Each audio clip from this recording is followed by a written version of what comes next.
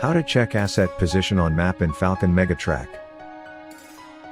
Go to falconmegatrack.com website, enter login ID and password, and click on Login. Click on Asset Map. If you want to see your all asset on the map simultaneously, select All. All assets are on the map simultaneously.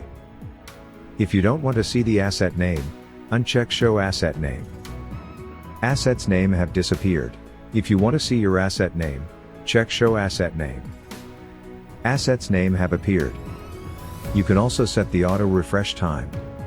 The map will be automatically refreshed after the selected time along with the updated asset positions. Scroll down a little and you will see the position report of your assets. You can also export it in Excel format. If you want to see a particular asset position on the map, select your asset name from the list.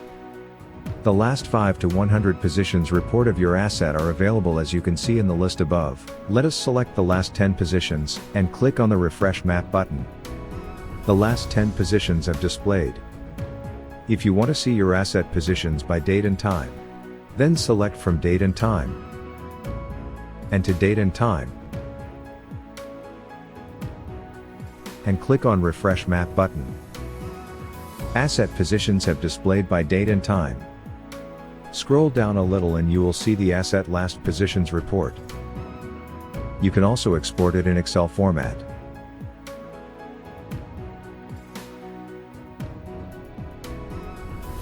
Click on the latest position to see more details about the selected asset.